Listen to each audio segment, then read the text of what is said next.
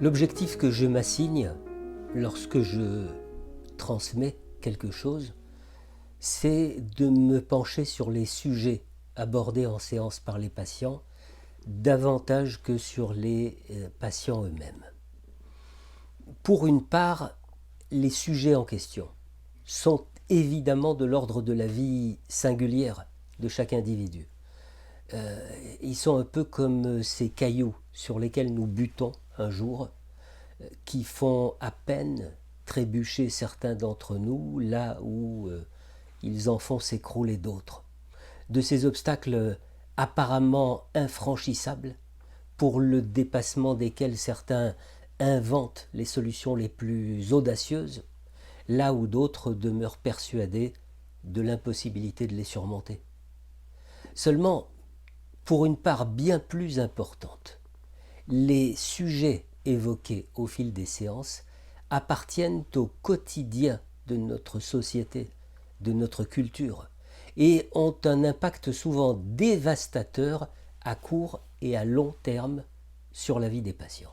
Autrement dit, au-delà des événements singuliers d'une vie susceptibles de déstabiliser un sujet, c'est le climat social, culturel, politique, économique, éducatif, le climat dans lequel évolue le sujet qui va influer sur lui et générer des pathologies qui ne seront que les échos des pathologies de la société.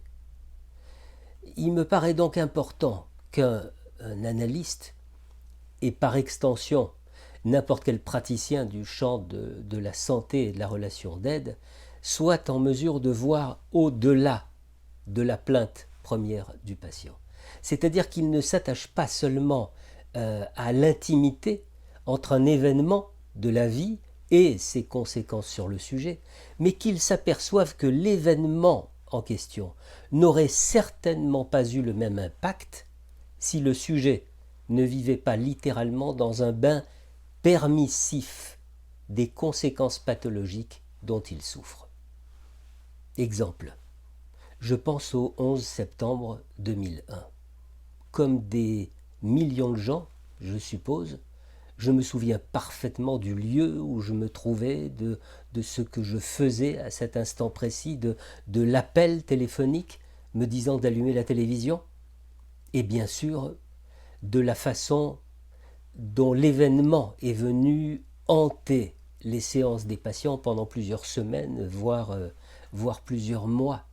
Ce qui revenait souvent, c'était un ressenti de grande fragilité, la conscience soudaine de cette grande fragilité, la possibilité que le même drame survienne en France, l'identification aux victimes et aux familles des victimes.